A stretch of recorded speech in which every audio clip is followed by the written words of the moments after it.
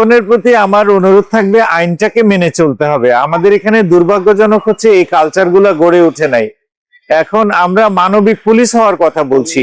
আমাদের প্রত্যেকটা অফিসার ফোর্সকে নির্দেশ দেওয়া হয়েছে জনগণের সাথে কারোর সাথে যেন দুর্ব্যবহার না করে। কিন্তু কিছু কিছু ক্ষেত্রে আমরা লক্ষ্য করছি যে জনগণ উল্টা পুলিশের কাজের উপর হস্তক্ষেপ করার চেষ্টা করে এবং চড়া হওয়ার চেষ্টা করে।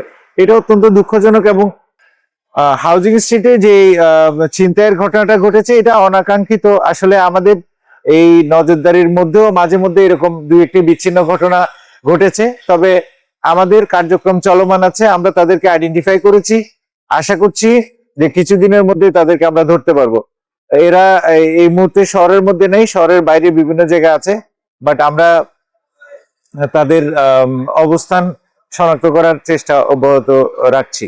ধন্যবাদ। রোজা শুরুর পর থেকেই আমরা কিন্তু বিশেষ অভিযান চলমান রেখেছি, সেটা এখনো চলমান আছে, দিন রাতে 24 ঘন্টা। আমাদের দিনে এবং রাতে প্রায় 60টার মতো টিম কাজ করছে। মোবাইল টিম, স্ট্রাইকিং টিম, এরপরে হচ্ছে চেকপোস্ট, 3টা স্থায়ী চেকপোস্ট আছে, 12টা স্পট চেকপোস্ট। এর মাধ্যমে আমরা আমাদের কার্যক্রমটা অব্যাহত রেখেছি এবং পবিত্র মানে ঈদের আগ পর্যন্ত এই কার্যক্রমটা চলমান থাকবে। পাশাপাশি আমাদের যে সকল বিপণী বিতান শপিং মল আছে, যেখানে লোক সমাগম বেশি হচ্ছে, সেখানে আমাদের বিশেষ ফোর্স মোতায়েন আছে, সাদা পোশাকে ফোর্স মোতায়েন আছে। জনগণের জীবনযাত্রা নির্বিঘ্ন করতে, কেনাকাটা এবং চলাচল নির্বিঘ্ন করার জন্য আমরা সকল ধরনের প্রস্তুতি নিয়েছি। কারো ধরেন নগদ টাকা বহনের ক্ষেত্রে সে নিরাপত্তার অভাব বোধ করছে, জিনিয়াতে কল দিলে নিকটবর্তী টিম এসে তাকে কিন্তু তার কাঙ্ক্ষিত গন্তব্যে পৌঁছাতে পারে। এই সেবাগুলোকে সহজ করার জন্য কিন্তু এটা করা হয়েছে। কিন্তু এটা হয়তো প্রচারণার অভাব অথবা জনগণের সচেতনতার অভাবে এখনো লোকজন এটা খুব ব্যাপকভাবে এটার ব্যবহার শুরু হয়নি।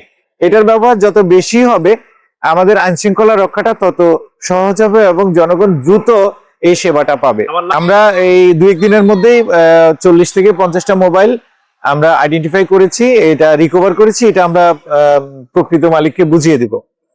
এখন মোবাইলের ক্ষেত্রে হয় কি, ধরেন আপনার এই মোবাইল ছিনতাই হওয়ার পর, চুরি হওয়ার পর সেটা বন্ধ করে রাখে, তারপর হচ্ছে সেটা সিমটা খুলে ফেলে। তখন আমাদের এইটাকে এই নেটওয়ার্কে অ্যাক্টিভেট না করা পর্যন্ত আমরা কোনো ব্যবস্থা আসলে নিতে পারি না, আমাদের কাছে সেই প্রযুক্তিটা নাই।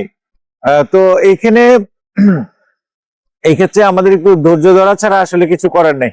আর আমাদের যে সক্ষমতা আছে, আমরা আগেই বলেছি, আমরা হয়তো 10 থেকে 15% মোবাইল উদ্ধার করে দিতে পারি, কিন্তু বাকি মোবাইলগুলো উদ্ধার করে দেওয়া অনেক সময় সম্ভব হয় না। কিন্তু আমাদের কাজ এবং প্রচেষ্টা অব্যাহত আছে।